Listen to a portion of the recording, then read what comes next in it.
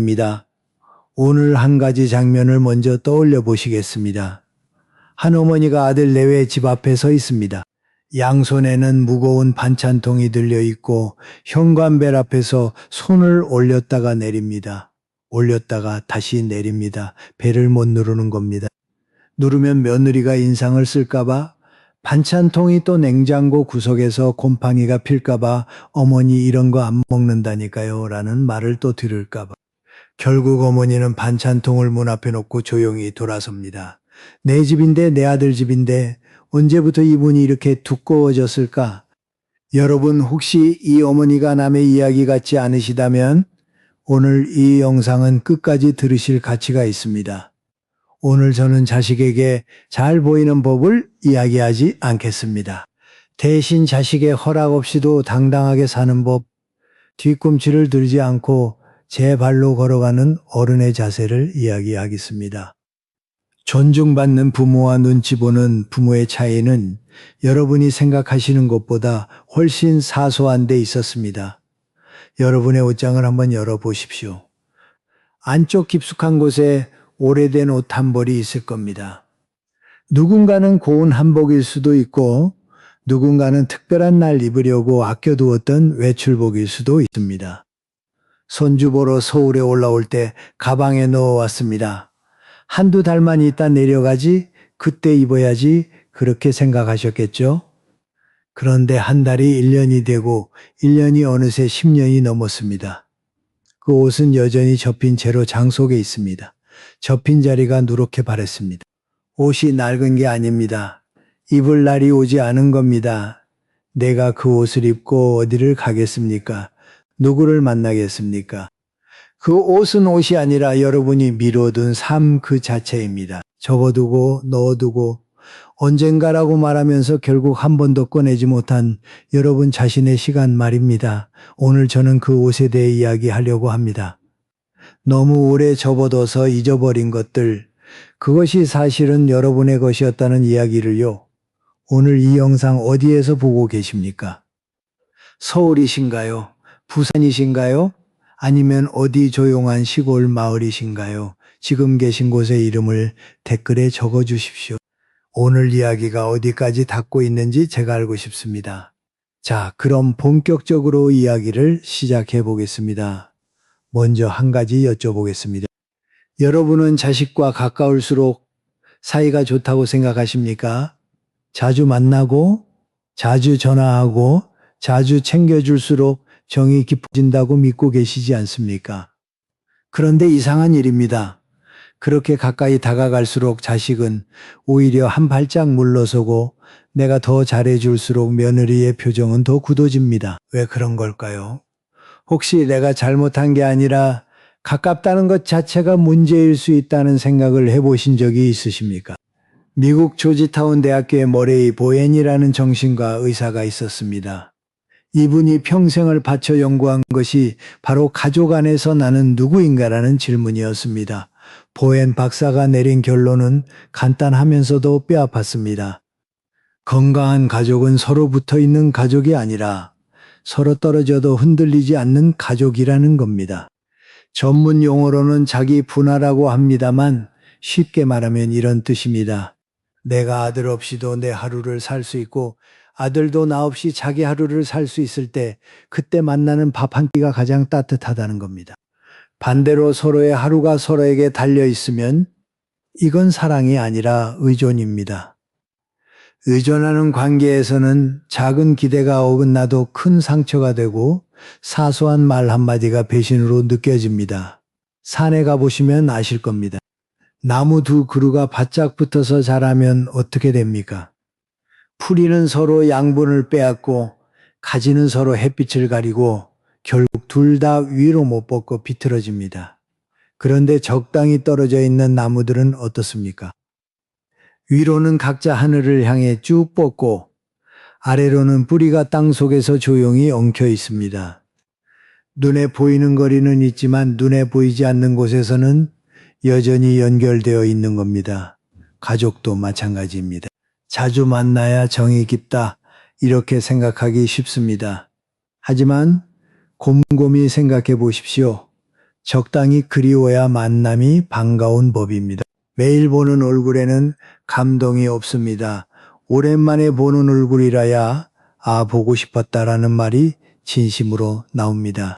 거리를 두라는 말이 차갑게 들리실 수 있습니다. 하지만 거리는 벽이 아닙니다.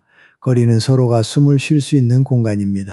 그 공간이 있어야 그리움도 자라고 존중도 자라고 만남의 기쁨도 자랍니다.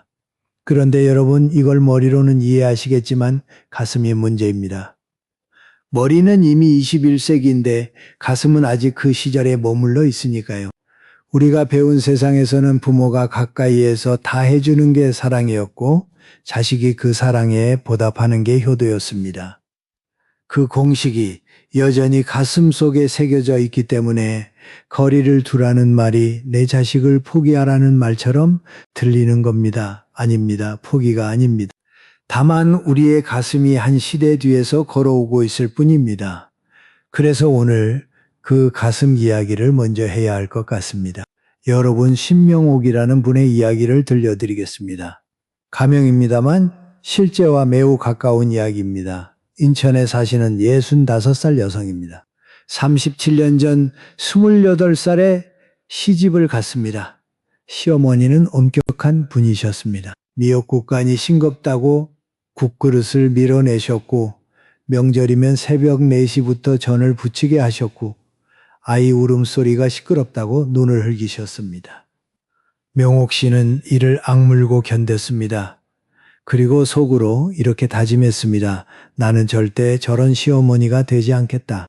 내 며느리에게는 한마디도 간섭하지 않겠다. 37년이 지났습니다. 아들이 장가를 갔습니다. 명옥 씨는 그 오래된 다짐을 지켰습니다. 며느리 요리에 한 번도 참견하지 않았습니다. 명절에 오지 않아도 섭섭한 티를 내지 않았습니다. 아들 내외의 육아 방식에 단 한마디도 끼어들지 않았습니다. 시어머니가 자신에게 했던 모든 것에 정반대를 했습니다. 그런데 결과는 어땠을까요? 며느리는 여전히 거리를 두었습니다. 아들은 명절에 전화 한 통이 전부였습니다. 거실에 혼자 앉아 텔레비전을 보다가 명옥 씨는 문득 깨달았습니다. 나는 우리 시어머니가 틀렸던 모든 것을 고쳤다. 그런데 왜 나도 결국 혼자인 것은 똑같을까? 잠깐 이 이야기 여기서 한번 멈추겠습니다. 명옥 씨의 서랍 속에는 시어머니가 37년 전에 직접 써주신 요리 공책이 한 권 있습니다.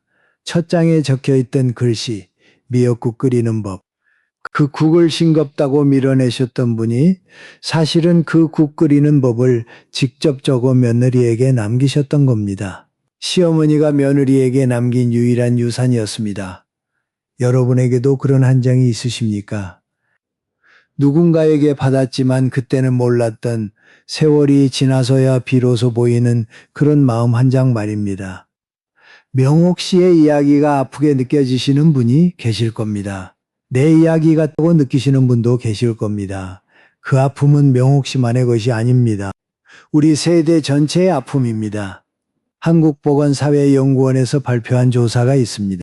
20년 전만 해도 10명 중 7이 노후의 자식이 돌봐줄 거라고 기대했습니다. 지금은 10명 중 2도 되지 않습니다. 숫자는 바뀌었습니다. 그런데 가슴은요? 가슴은 아직 옛날에 머물러 있습니다. 우리는 참으로 기구한 세대입니다. 시부모님께 효도하는 것이 하늘의 도리라고 배워서 정성을 다해 모신 마지막 세대이면서 내 자식에게는 그 효도를 돌려받지 못하는 첫 번째 세대입니다. 경기장의 규칙이 완전히 바뀌었는데 우리만 옛날 규칙대로 뛰고 있는 셈입니다. 파울을 범한 것은 우리가 아닌데 호루라기 소리는 우리를 향해 울립니다. 참 억울하시죠? 네, 억울한 겁니다. 그런데 억울함을 안고 살면 그 무게의 허리가 먼저 부러집니다. 노자라는 분이 이런 말을 남겼습니다. 나 때 소유하지 말고 이루되 자랑하지 말라.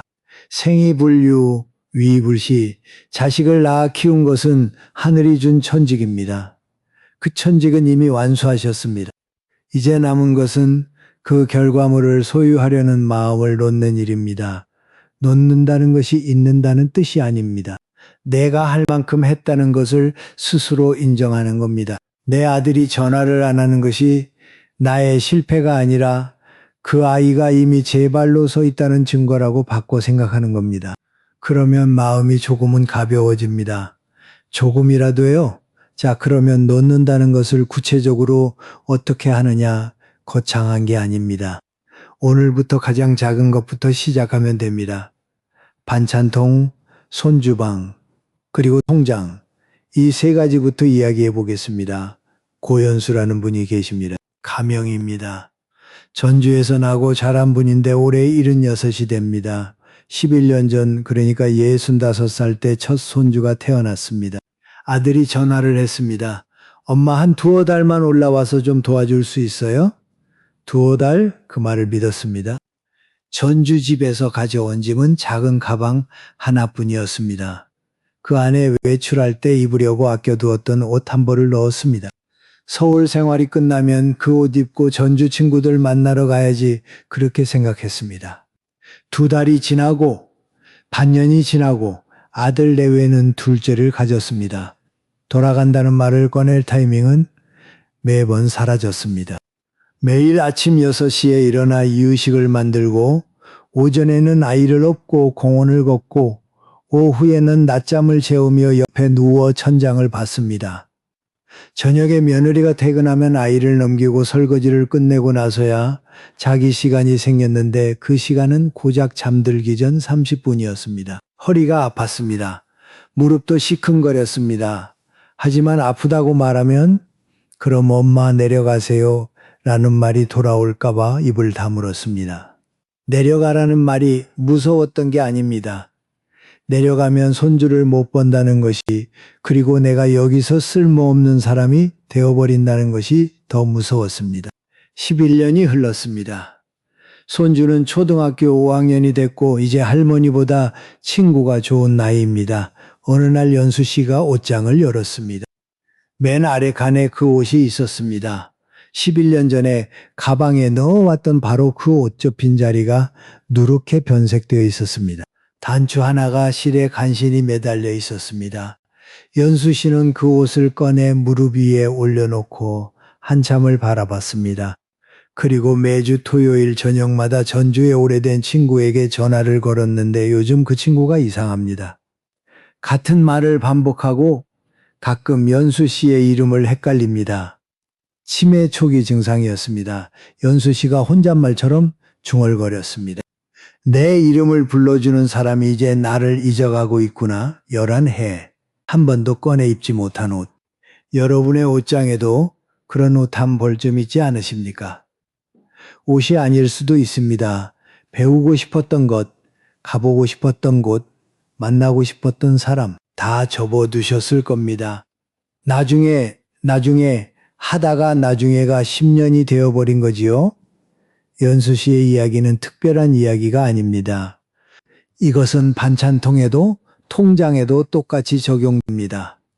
밤새 정성껏 나무를 묻히고 고기를 볶아서 무거운 통을 들고 아들 내외 집에 갔는데 며칠 뒤 냉장고 구석에서 뚜껑도 안 열린 채 쉬어가는 걸 보신 적이 있으실 겁니다.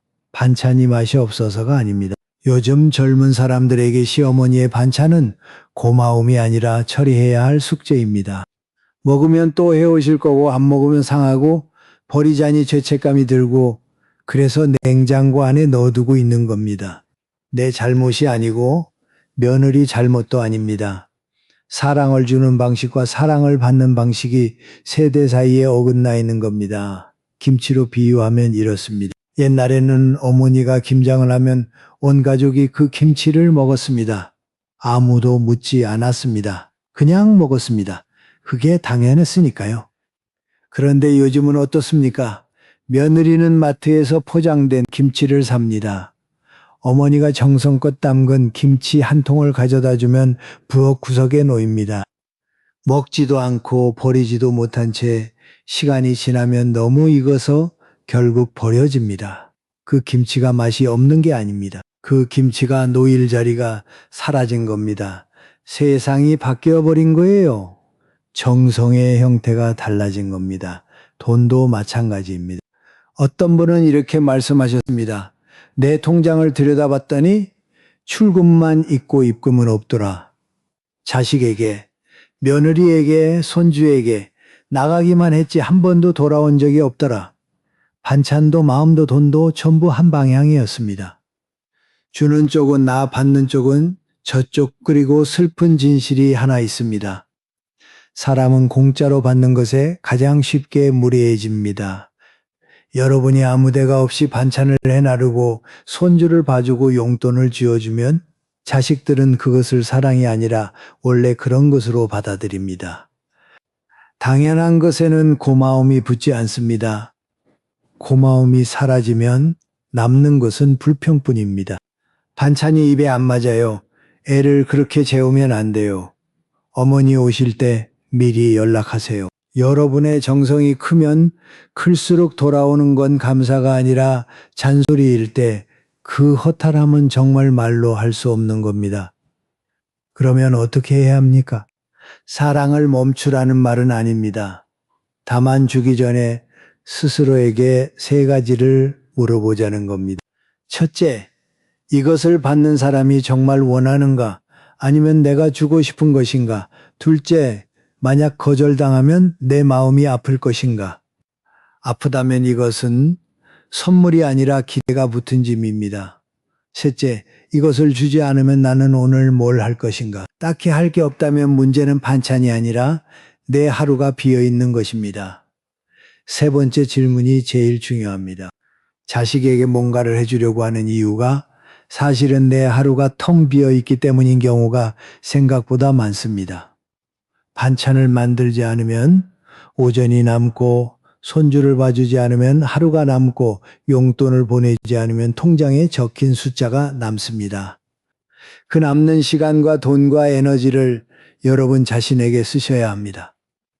반찬통 대신 내가 먹고 싶은 맛있는 밥 한 끼, 손주 대신 내 허리를 위한 병원 한 번, 용돈 대신 내가 입어보고 싶었던 옷 한 벌. 그게 이기적인 겁니까? 아닙니다. 그게 정상인 겁니다. 이 이야기가 마음에 닿으시는 분, 오늘처럼 뒤꿈치를 들지 않고 살고 싶은 분이 계시다면 구독 버튼과 좋아요를 한번 눌러주십시오. 그것이 제게는 이 이야기를 계속하라는 여러분의 허락입니다. 그런데 여러분 머리로는 이해가 됩니다. 그만 줘야 한다, 나를 챙겨야 한다, 다 맞는 말입니다. 문제는 실행입니다. 왜 우리는 알면서도 못 놓을까요? 그것은 놓으면 나쁜 엄마가 된다는 공포 때문입니다. 시어머니가 반찬을 안 해가면 정없는 시어머니, 손주를 안 봐주면 이기적인 할머니, 며느리 부탁을 거절하면 차가운 어른. 이런 이름이 붙을까봐 무서운 겁니다. 그래서 아프면서도 웃고 힘들면서도 내일 갈게라고 말합니다. 여러분 평생 그렇게 사셨습니다. 그런데 딱 한 번 아니오라고 말해 보신 적이 있으십니까? 이미숙이라는 분의 이야기입니다. 가명입니다. 대구에 사시는 70살 여성입니다. 손주가 둘인데 며느리가 여름방학 6주 동안 아이들을 맡아달라고 했습니다. 6주 1달 반입니다. 전에는 당연히 내라고 했을 겁니다. 그런데 그날은 달랐습니다. 이미숙 씨가 이렇게 말했습니다. 이번 여름엔 나도 내 계획이 있단다. 전화기 너머로 정적이 흘렀습니다. 며느리는 아, 네라고 짧게 대답하고 끊었습니다. 다음 날 아들에게서 전화가 왔습니다. 엄마 왜 그래? 무슨 일 있어? 목소리가 약간 차가웠습니다. 이미숙 씨는 설명하지 않았습니다. 그냥 계획이 있다고만 반복했습니다. 사실 그 계획이라는 것은 대단한 게 아니었습니다. 동네 구민체육센터에서 수영을 배우기로 한 것뿐이었습니다. 수영복도 아직 안 샀습니다. 하지만 이미숙 씨는 그것을 굳이 설명하고 싶지 않았습니다. 며느리의 유럽 여행 계획에는 아무도 왜라고 묻지 않으면서 내 수영 계획에는 왜라고 묻는 게 이상하지 않습니까? 내 계획도 존중받을 자격이 있으니까요. 2주가 지났습니다. 뜻밖의 전화가 왔습니다. 며느리였습니다. 어머니, 요즘 뭐 하세요? 결혼 5년 만에 처음으로 며느리가 시어머니의 일상을 물었습니다. 계기가 뭐였을까요? 간단합니다. 어머니가 갑자기 안 된다고 하니까 궁금해진 겁니다. 이 사람이 도대체 뭘 하길래 지금까지 항상 내라고 했던 사람이 아니오라고 하니까 비로소 이 사람에게도 삶이 있구나라는 생각이 든 겁니다. 그런데 여기서 솔직하게 말씀드리겠습니다. 이미숙 씨의 이야기가 해피엔딩으로 끝난 것은 아닙니다. 며느리가 한번 전화했다고 해서 관계가 확 좋아지지는 않았습니다. 여전히 명절에는 어색하고 아들은 가끔 예전처럼 엄마가 좀 참아라는 말을 하기도 합니다. 하지만 이미숙 씨가 말했습니다. 달라진 건 하나 있어요. 예전에는 혼자 앉아 있으면 버림받은 기분이었는데 지금은 혼자 앉아 있어도 이건 내가 선택한 시간이라는 생각이 들어요. 같은 혼자인데 느낌이 완전히 다른 거예요. 이것이 바로 경계선의 힘입니다. 경계선과 담벼락은 다릅니다. 담벼락은 문이 없습니다. 한번 싸우면 서로 볼 수 없습니다. 하지만 경계선에는 문이 있습니다. 열고 싶을 때 열고 닫아야 할 때 닫습니다. 문이 있다는 것은 관계를 끊는 게 아니라 관계의 조건을 내가 정할 수 있다는 뜻입니다. 우리는 늘 참아야 가족이 유지된다고 배웠습니다. 그런데 가만히 생각해 보십시오. 참고 참다가 어느 날 한꺼번에 터지면 어떻게 됩니까? 수십 년 쌓인 것이 한 번에 쏟아지면 그건 대화가 아니라 폭발입니다. 그 폭발 앞에서는 아무 관계도 살아남지 못합니다. 차라리 작은 아니오를 자주 말하는 편이 큰 폭발을 막습니다. 아들 이야기를 잠깐 하겠습니다. 많은 어머니들이 가장 아파하시는 부분이 바로 아들이 며느리 편을 든다는 것입니다. 내가 이 녀석을 어떻게 키웠는데 피가 거꾸로 솟는 배신감을 느끼시는 거지요. 그 마음 충분히 이해합니다. 하지만 한 발짝만 물러서서 보시면 보이는 것이 있습니다. 아들이 아내 편을 드는 것은 배신이 아니라 그 집을 지키려는 본능입니다. 30년 전 여러분도 그러셨습니다. 시어머니와 남편 사이에서 남편 편을 들며 내 가정을 지키셨지 않습니까? 아들은 지금 여러분이 30년 전에 하셨던 바로 그 일을 하고 있는 겁니다. 그걸 배신이라고 부르면 30년 전 여러분도 시어머니를 배신한 사람이 됩니다. 아닙니다. 그건 배신이 아니라 한 사람이 어른이 되어간다는 증거입니다. 세네카라는 로마 철학자가 이런 말을 했습니다. 어려운 것은 그 일이 어렵기 때문이 아니라 우리가 감히 하지 않기 때문에 어려운 것이다. 아들에게 적당한 거리를 두는 것, 며느리의 부탁을 거절하는 것, 내 시간을 내 것이라고 말하는 것, 처음 한 번이 가장 어렵습니다. 두 번째는 조금 덜 어렵고, 세 번째부터는 이게 되는구나라는 감각이 옵니다. 이미숙 씨의 수영교실처럼 거창할 필요 없습니다. 오늘 하루 자식의 부탁에 잠깐만 생각해 볼게 라고 한마디만 해보십시오. 내 대신 생각해 볼게. 이 5글자가 여러분의 첫 번째 경계선입니다. 자, 이제 마지막 이야기를 하겠습니다.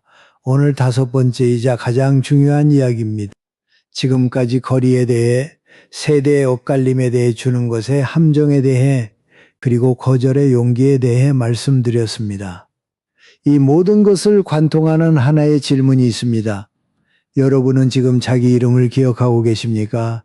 이상한 질문이라고 생각하실 수 있습니다. 내 이름을 내가 왜 모르겠습니까? 그런데 한번 잘 떠올려 보십시오. 요즘 여러분을 부르는 사람들이 뭐라고 부릅니까?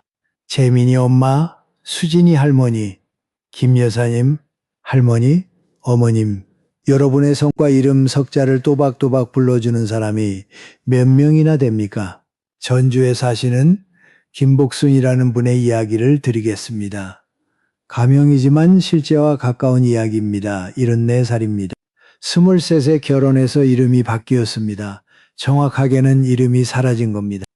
결혼 전에는 복순아 복순아 하고 부르던 사람들이 있었는데 결혼하는 날부터 재민이 엄마가 됐습니다.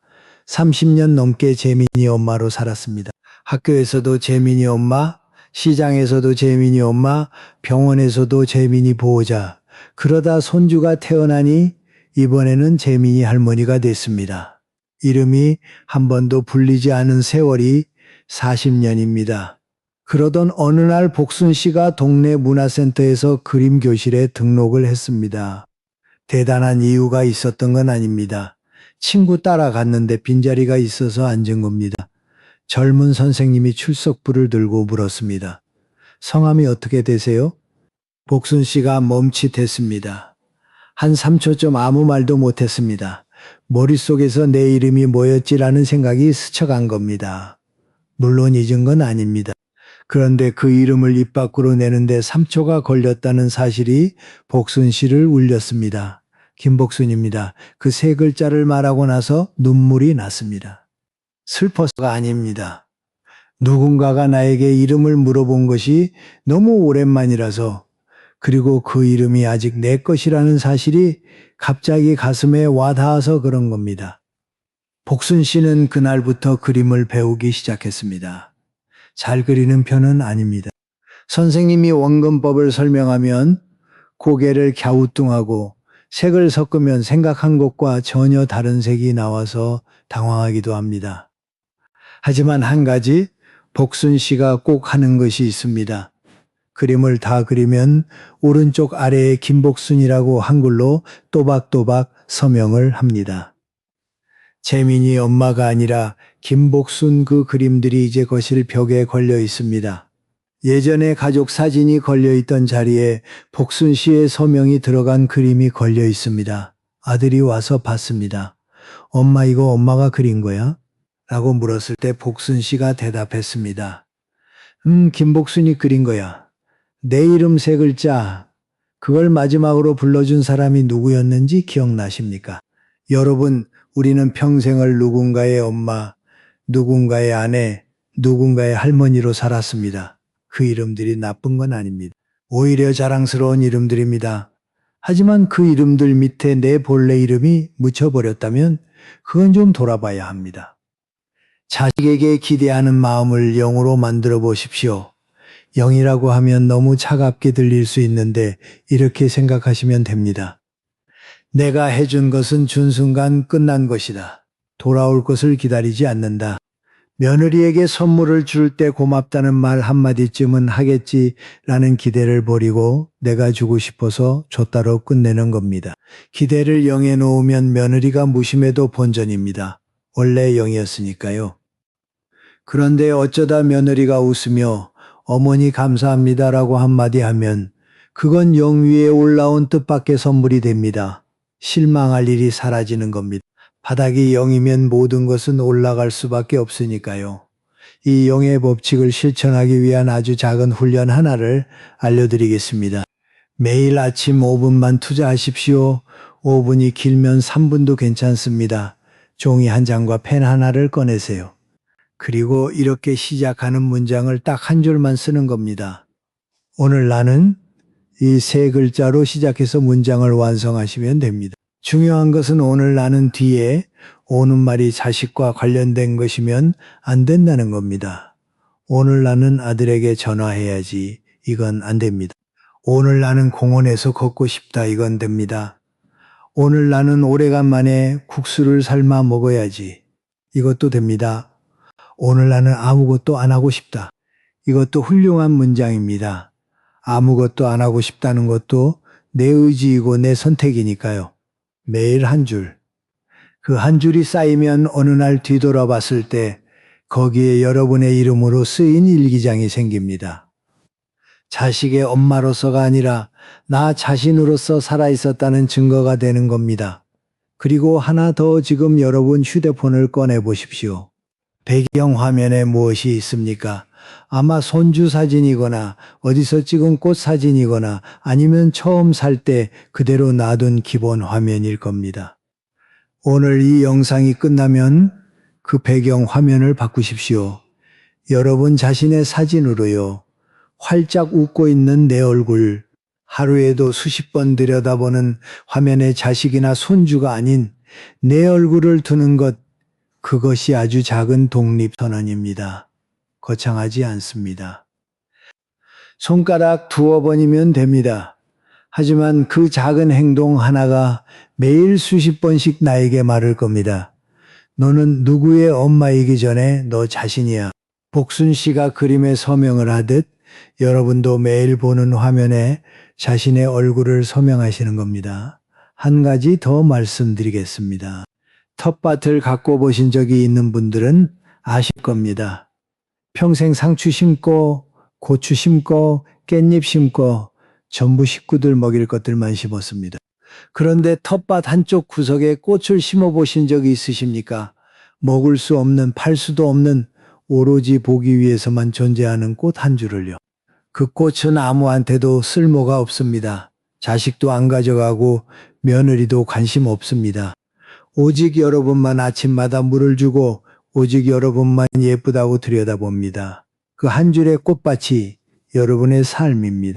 자식에게 쓸모 있는 사람이 되려고 애쓰지 마십시오. 그냥 나에게 기쁨을 주는 사람이 되십시오. 반찬 대신 내가 좋아하는 음식을 해 드시고, 손주 공원 대신 내가 걷고 싶은 길을 걸으시고, 아들 내외 올까봐 비워뒀던 주말에 친구를 만나시고, 아무에게도 쓸모없는 꽃 한 송이를 사서 내 방에 놓으십시오. 자식이 엄마 뭐해라고 물었을 때 나 바빠 내일 하고 있어라고 말할 수 있는 어머니, 그 어머니가 존경받는 어머니입니다. 쩔쩔매는 어머니가 아니라 자식이 아쉬워하는 어머니, 그게 여러분의 다음 모습이시면 좋겠습니다. 오늘 이야기가 길었습니다. 하지만 딱 한 가지만 기억하셔도 됩니다. 내 이름 세 글자, 그걸 다시 부를 줄 아는 사람이 되는 것. 오늘 우리가 함께 걸어온 길을 잠깐 되짚어 보겠습니다. 처음에 저는 나무 이야기를 했습니다. 두 그루가 붙어 자라면 둘 다 못 큰다고, 적당히 떨어져야 뿌리도 깊어지고 가지도 뻗는다고 말씀드렸습니다. 가족도 마찬가지입니다. 거리는 사랑의 반대가 아니라 사랑이 숨 쉴 수 있는 공간입니다. 그 다음에는 우리 세대 이야기를 했습니다. 시부모님께 효도한 마지막 세대이면서 자식에게 효도를 못 받는 첫 번째 세대. 경기 규칙이 바뀌었는데 우리 반 옛날 규칙대로 뛰고 있었습니다. 잘못한 것은 아무도 없습니다. 다만 시대가 우리를 비껴간 것뿐입니다. 그리고 반찬통과 손주방과 통장 이야기를 했습니다.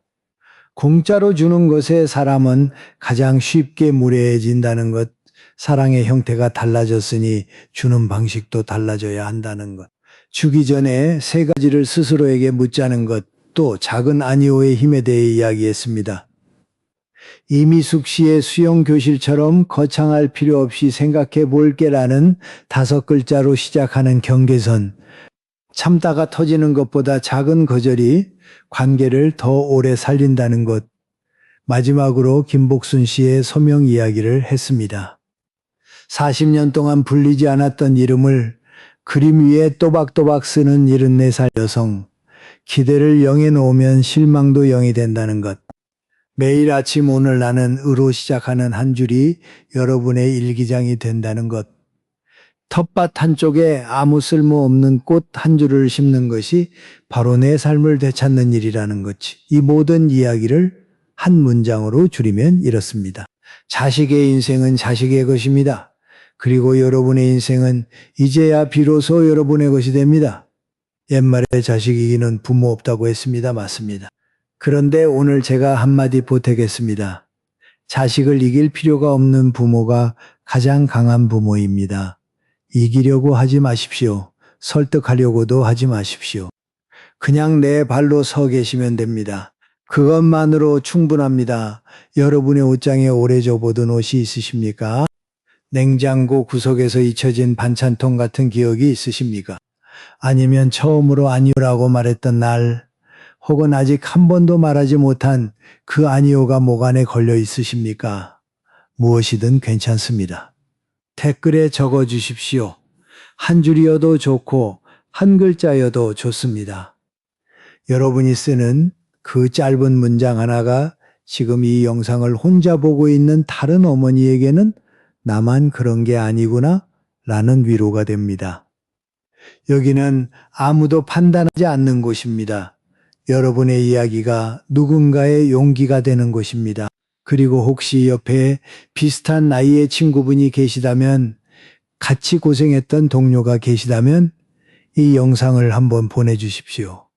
조언 한마디보다 때로는 영상 하나가 더 깊이 닿을 때가 있습니다. 여러분, 오늘 집에 돌아가시면 옷장을 여십시오.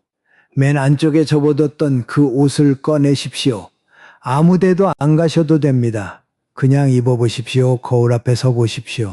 그 옷이 조금 낡았을 수도 있고 사이즈가 안 맞을 수도 있습니다. 하지만 그 옷을 입은 여러분은 누군가의 엄마도 누군가의 할머니도 아닙니다. 그냥 여러분입니다. 거울 속에서 오랜만에 나를 바라보는 그 몇 초가 오늘의 시작입니다. 저는 이 자리에 있겠습니다. 내일도 모레도 그 다음 날도 우리 세대만이 아는 이야기를 계속하겠습니다. 화려한 말은 못 드립니다. 하지만 진심으로 이야기하겠습니다. 여러분이 살아오신 그 세월이 틀리지 않았다고, 여러분은 충분히 잘해오셨다고, 그리고 가장 좋은 날이 아직 남아있다고. 여러분은 충분히 잘 살아오셨습니다. 그리고 아직 가장 좋은 날이 남아있습니다.